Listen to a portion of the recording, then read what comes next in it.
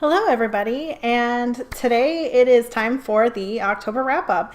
So, I'm kind of going to give you the rundown of what I read during the month of October in no particular order.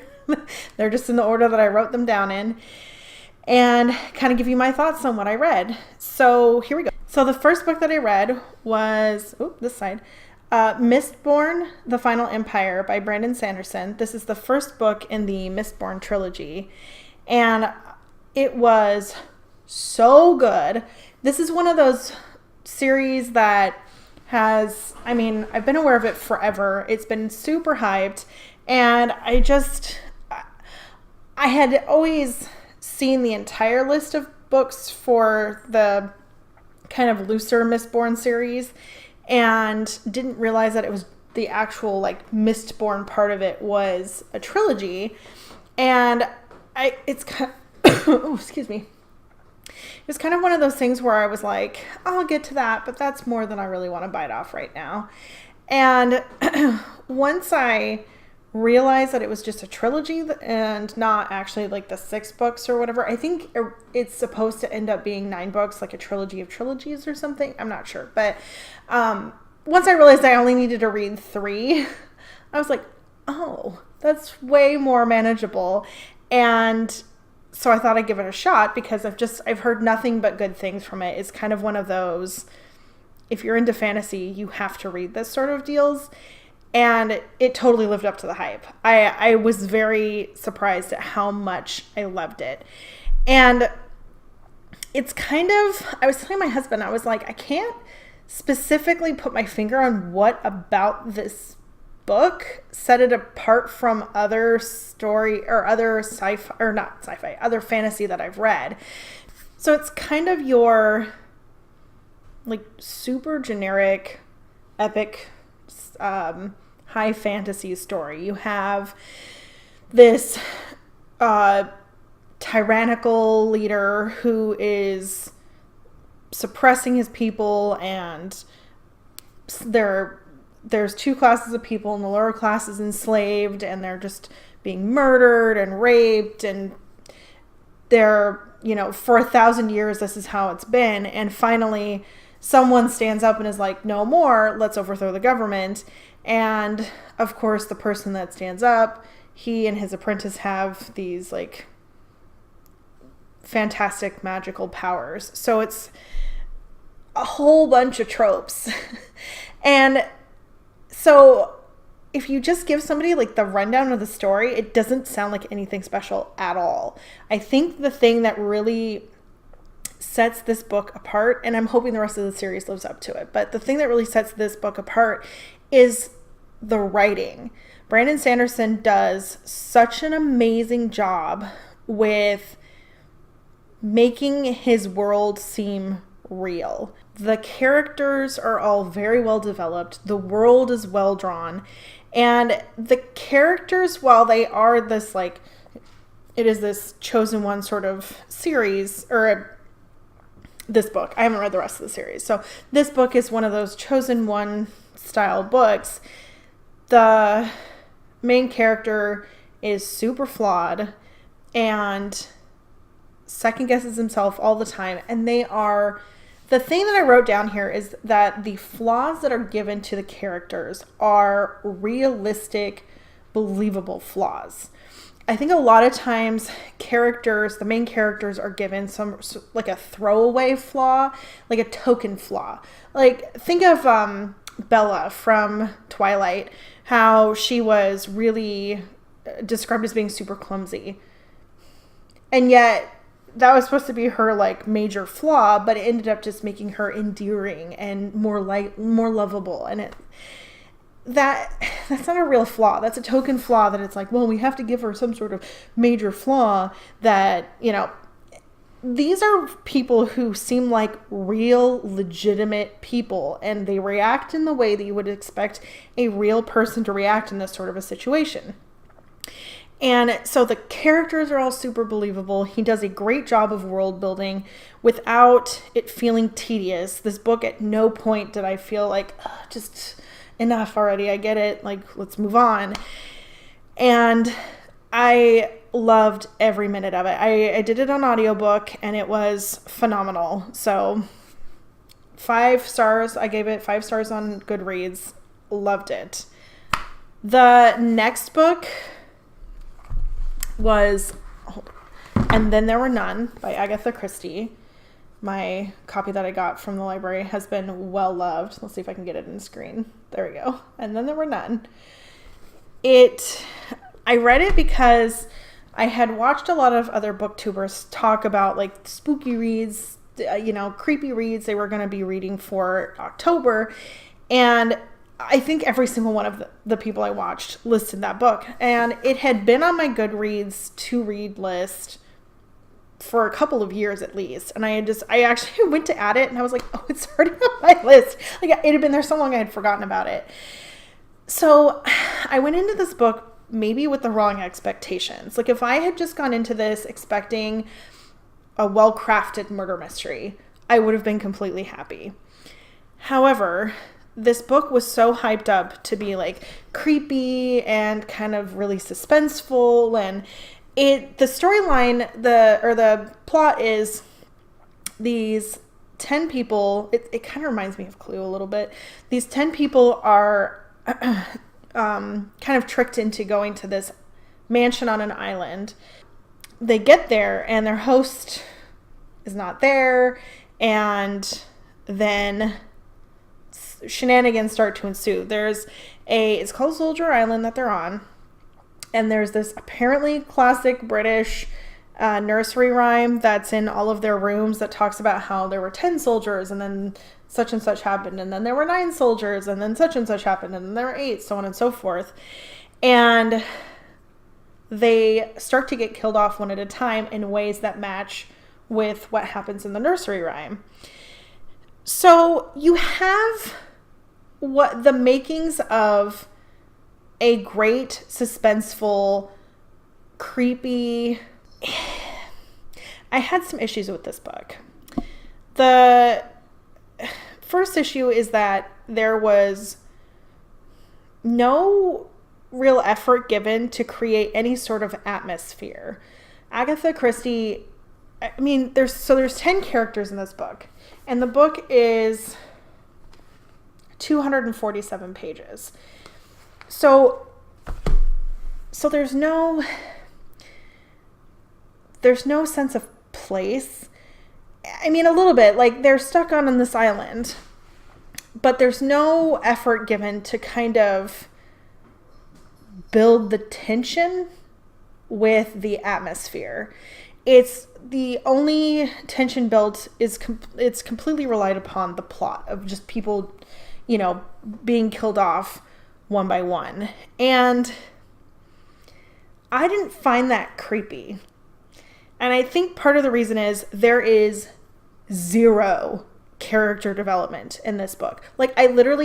There is like one paragraph for each character at the beginning of the book that kind of gives a vague blurb about each one. And I had to keep referring back to that to even remember who's who. I was like, which dude is this one now? Because it's 8 dudes and 2 chicks. So there's not a lot to even distinguish them. And so with no character development, I wasn't attached to any of the people. And so when they got killed off, there was no sense of loss, and you didn't get any real sense of fear from them as it was happening to them. It was like watching an ant farm and one of the ants drops off. That's not going to be creepy for you. But that's kind of how this book was for me. And I just spent the entire time I don't care about these people or what happens to them. I just want to know who it is. That was my only goal with this, was I just wanted to get to the end and find out who was doing it and how. And in that sense, in the actual mystery sense, Agatha Christie did not disappoint. I mean, literally who it is and how they did it is revealed in an epilogue. And I got to the end of the book and I was like, what? Because I thought that was the end. not realizing there was an epilogue. And I was like, I still have no idea what just happened.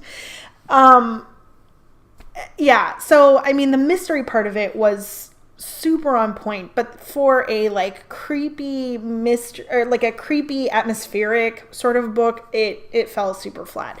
And I don't know if that is kind of a generational thing. This book was first published in 1939, so literally 80 years ago, and the reactions of the characters are like the women all like faint or go hysterical and have to be slapped, and the men all like smoke cigars and are like pip pip stiff upper lip, and that is not at all the way I'd react. So it wasn't like their reactions didn't feed into me any sort of reaction from me, because it just seemed so ridiculous.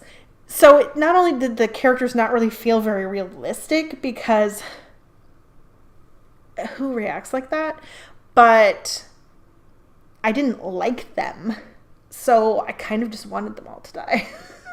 So again, I wasn't like upset when it happened. The other thing with this book is it's racist. It was written in 1939, which is not at all to excuse it. It's just to say it's not surprising. Here, I'll read a passage for you. So the first line is, "What exactly was up, he wondered. That little Jew had been damned mysterious." That was the first time I read that. It's literally on page 5. I mean, it 5 pages in, and I was like, what? And then, like a paragraph later, "He had fancied, though, that the little Jew had not been deceived. That was the damnable part about Jews. You couldn't deceive them about money. They knew." And I was again like, what? I mean, I get it. That's how people talked back then. That does not excuse it. And frankly, I kind of feel like maybe the publishers should have updated the book a little bit to not be racist. But here we are. I'm not the publisher. They didn't ask me. I feel like they should have, but they didn't. There's a few isolated events. There's that one that I read, and then that character who's not really in the book, he's just referred to it twice. That time and one other time. And then, so when he's referred to, that is how he was referred to. And then, this is kind of a plot point, so I don't want to give anything away, but a village of natives in East Africa is killed, and no one is upset about it because they were just natives. And it's like, are you kidding me? So I was super upset when I read that. I tried to contact Agatha Christie, but she died 40 years ago, so she's not taking my calls. And we've already established the publisher isn't taking my calls either. Yeah, so I was upset about that. I mean, like I said, it does not excuse it and does not make it okay, but I also understand this was written in 1939. I still can't believe no one has been like, hey, we've updated this edition. And maybe they have, and the library is just like way behind on getting it. I don't know. But so I gave that one 3 stars because the mystery part of it was exceptional. The rest of it was kind of terrible. The next book that I read was actually a series of graphic novels. There are 4 volumes out currently. It's Paper Girls. Ooh, there we go. Paper Girls hold on, I wrote this down. So it was written by Brian K. Vaughan, and it was illustrated by Cliff Chiang. I don't know if I'm saying that right. Cliff Chiang and Matthew Wilson.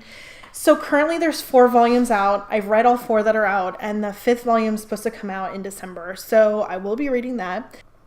I gave the series 4 stars on Goodreads. I have never read a graphic novel of any kind before, like at all. So I don't know. I found the story of this very wild. I don't know if that's typical for graphic novels or not, because this is literally the only series I've read. I have more on my to be read list, my TBR list, but this was the first one I got to. It starts with a group of girls in the 80s. It's Halloween night. Well, it's now November 1st, but it's like 4 in the morning. They are paper delivery girls. And so they all go out for their paper route, but because there's a bunch of weirdos still out from Halloween night, they always get like heckled and stuff. On November 1st, they have a rule that they deliver papers together. So they're out delivering papers in groups, and some weird stuff goes down. And I don't really want to say anything beyond that because the story is really out there, and I feel like it's just something you have to experience on your own. And with volume 4, so I'm 4 volumes in, and we still don't really know what's going on. A lot of people have gotten, I'm assuming, some ARCs. ARC is advanced reader copies, so some ARCs of volume 5, because there's a bunch of reviews already on Goodreads, and I read through them, and like review after review after review was, things are finally starting to make sense.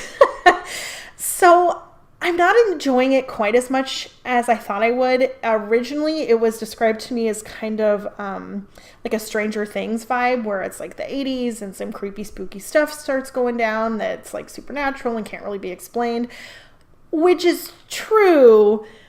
But this story is really way out of left field, and I feel like at this point it's kind of not a cohesive story yet.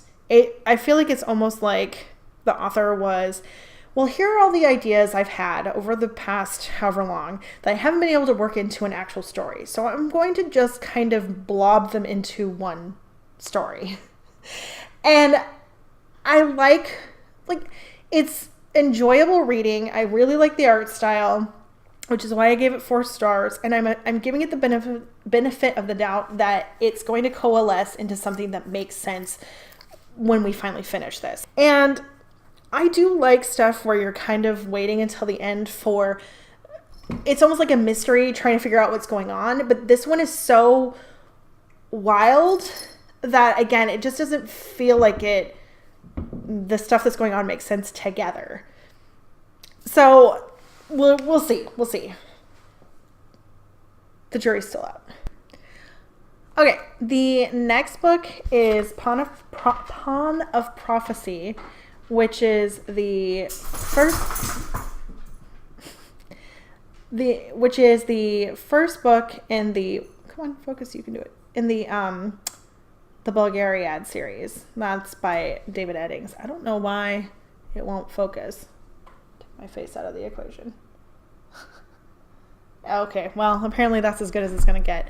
So this is something my husband has been heckling me to read forever. But I was shocked at how much I liked this. My husband just kept telling me it was like Wheel of Time light, and Wheel of Time is something I've had no interest in reading ever. So I was like, yeah, that doesn't do anything for me, thanks. I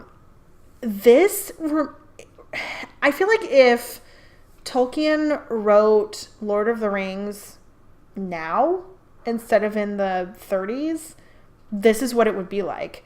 The breakdown basically is something that has the power to destroy the entire world has been stolen, and this band of kind of random people get together to try and stop the thief before he can bring about the end of the world. And so it's this fellowship going on a journey, an epic journey, like quest to try and stop the end of the world. And they've got, a sorcerer with them, like a world-renowned sorcerer of like myths and legends. And you've got people that are like, everyone has their own little traits that help out the group. And it's very, very accessible. There's a lot of world building in it, but I'm not going to say this is like Harry Potter because the story is totally different and stuff, but I feel like this is not any harder to pick up and read than Harry Potter was. And there is a ton of world building and character development and stuff in Harry Potter. And I feel like, again, the writing styles are completely different, but for like the amount of development of like world building and character development without it feeling hefty or weighty, I would put this on par with like Harry Potter. So I was just completely shocked at how much I liked the story. There's like little, again, like kind of like Lord of the Rings, there's little snippets of humor in there, and you get a really good feel for these characters. There's this epic plot going on with, you're not sure like which kingdoms can be trusted and who is working for which kingdoms. And yeah, I really liked it. I can't wait to read the second one. The next book that I read this month is Strawberry Shortcake Murder by Joanne Fluke, excuse me. It is the second book in the Hannah Swenson series, which was the last one was the chocolate chip cookie murder, I believe. And so I know I said I was going to try and give the first 3 books a try before I did a breakdown of the actual, like the whole series, because, you know, you got to give a few books a try. This one was, I think, actually worse than the first one. Let's talk for a minute here, shall we? The main character is, I don't want to use a swear word, but she is a witch. She's so rude. This stuff that I'm going to talk about has happened across the first and the second book. She used the R word to refer to someone who has some like handicap issues.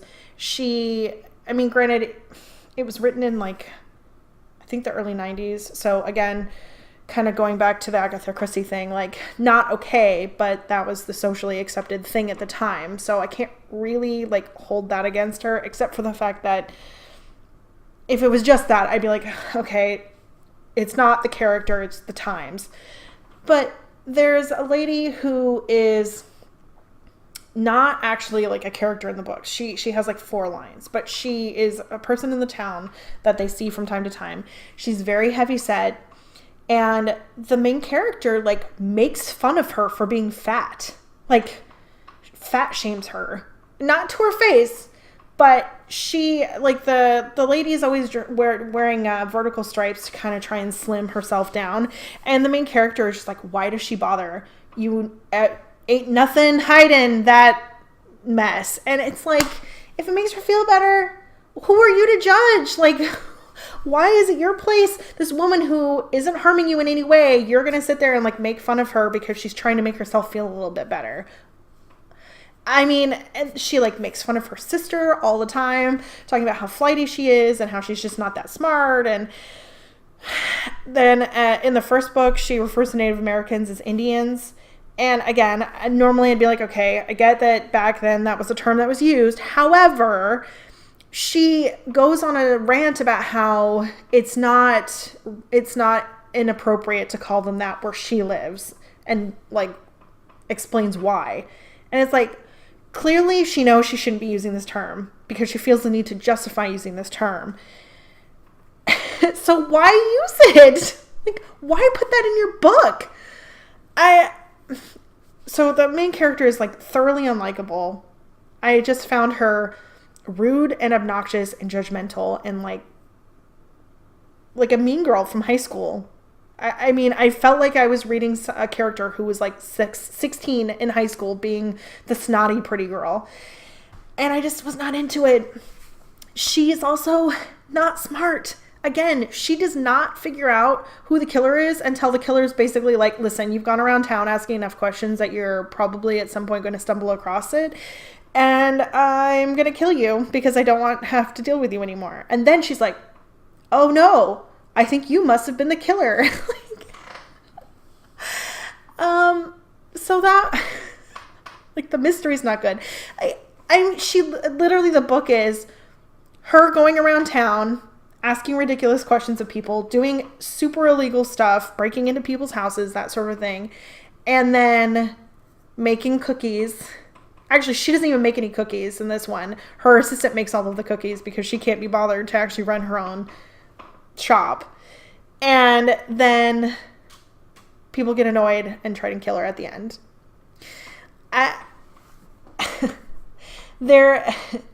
at one point they break into this lady's house and figure out that she's blackmailing the killer. Like this lady has pictures of the murder and is blackmailing the killer. And then this woman that's blackmailing the killer doesn't show up for any of her scheduled appointments for an entire day. And at no point was she like, oh, hey, maybe we should actually check on her. I think something's amiss. Like, all of them are just like, she's kind of flaky. What? Yeah.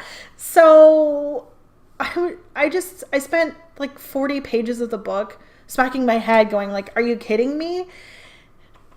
And then there are, I kid you not, at least 8 different instances where she or her sister, it goes both ways. They're trying to convey some very obvious message to the other one. And the other one's like, huh? I don't get it. Huh? Well, the other one is like, with like, wink, wink, nudge, nudge, nudge. And the other one's like, what? So they break into that lady's house, and the main character and her sister both break in.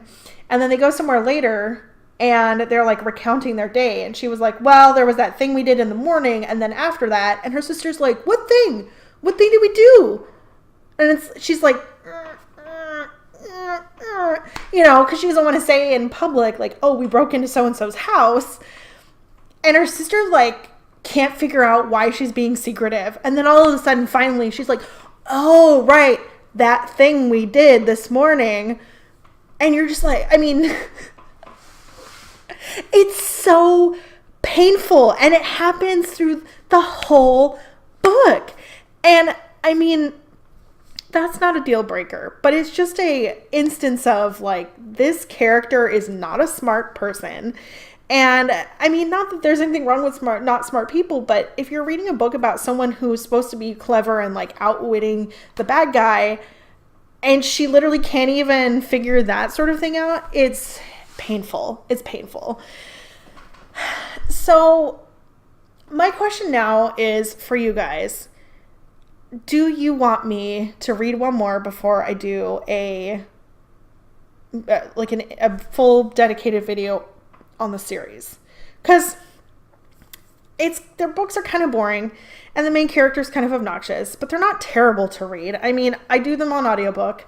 They're not very long. I just put them on like while I'm doing dishes, so it's not torturous or anything. But I don't hold out a lot of hope at this point for the series to get better. Like at this point, I feel like I have a good handle on how it goes. But if you guys really want me to give it a go for the third one, I will. So let me know down in the comments. I need to know, do you want me to read the third one, or should I just go ahead and do a dedicated video? Because I am all about that if that's what you want. I gave this one, I don't think I said this, but for Pawn of Prophecy, which is the first Belgariad book, the last one I talked about, I did give it a 5 stars. English is hard. I did give it 5 stars, or a 5-star rating, if you will, on Goodreads. And then for Strawberry Shortcake Murder, which is this one I've just been talking about, I give it 2 stars. There was nothing redeemable about this book. Like, the best thing I can say is it was boring. It wasn't terrible. There's a lot of recipes, so if you're a baker, maybe you'll like that. I don't know.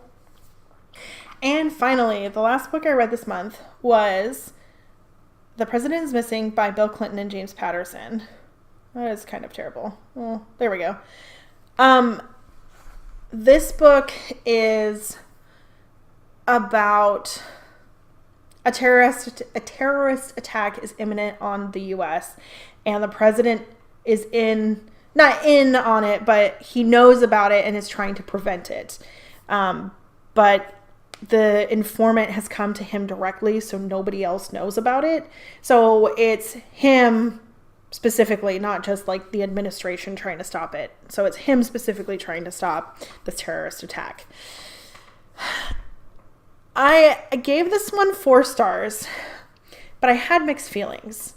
The story is not original. I mean, a terrorist attack on America must be stopped. Like, not an original plot line.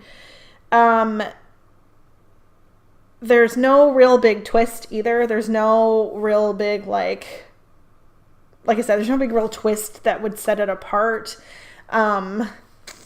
Yeah. So I would give it much lower rating based on like plot, basically. The thing it has going for it, though, is excellent writing. The author, and I'm not sure who to credit for this, if it's President Clinton or James Patterson, but the authors do a great job of really getting you invested and building suspense. And even though you know how it's going to end, I mean, they always end the same way. Even though you know how it's going to end, you are not sure how they're going to get there. And I found myself really, really invested in this, even though, like I said, the entire time I knew how it was going to end. I mean, So I think if you are interested in just like a really easy read, that's how I would describe this. I do have one more critique. President Clinton is clearly still kind of bent about being impeached, and it comes through in the writing. So the president in this one is he's doing some, like, from the outside, what would seem to be some weird, shady stuff, because he is trying to, he's got these things going on that he's trying to do to prevent this terrorist attack. And so he ends up potentially getting impeached, and basically condemns all of the people trying to impeach him for political, putting their politics ahead of like the good of the country. And while yes, that is what was going on in the book, it's like a big, long spiel. It's not just, hey, like, this isn't a good time right now. Like, there's some stuff going on you don't understand. It was like, I was doing an audiobook, and it was like a 10-minute thing with him going on and on and on. So there was that, which, like, he has a right to feel that way. I get being annoyed at what happened, but I don't feel like it was necessary to be in this book. It just wasn't. It was like a not at all veiled attempt to basically condemn the people that had impeached him. And it just made it kind of awkward to listen to. And then at the end of the book, there's another speech that this one actually goes on for like 25 minutes. And it's just, while I don't disagree with a lot of the things that were said, because it's basically like, let me lay out all of the things that are wrong with this country and talk about the things that we need to do to fix them. It didn't really have a place in this book. And like I said, I didn't necessarily disagree with what he said. It just was very out of place and felt super forced and just got really, really pretentious and preachy and like holier than thou. And again, just got like super awkward. So I still enjoyed the book. I gave it a 4 out of 5 because, again, not at all an original plot, and it had a bookend, like a preachy session at the beginning of the book and a preachy session at the end of the book that were just super out of place. I feel like that was James Patterson, like, okay, I've written the rest of it. Here are your 2 sections, President Clinton. And he was like, so anyway, an hour later, that is my October wrap up. It hopefully will not be an hour long when I'm putting this up for you guys, because who wants to watch that? But I hope you enjoy this video. Let me know again what you think I should do about the Hannah Swensen books. If you want me to read the next one, I will. If you're cool with me just reading the 2, then let me know. All right, until next time, happy reading. So the first one I read was The Final Empire, Mistborn: The Final Empire. Sorry. Let's try that again. So the first book that I read was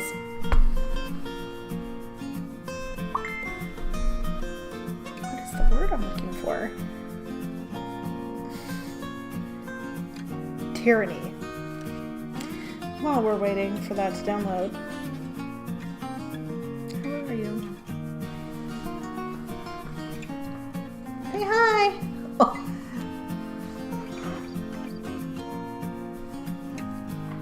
Here's the other one. She is not happy about this. She hates being held. Say hi. Let's go! A few hours in. We still have... Oh my gosh.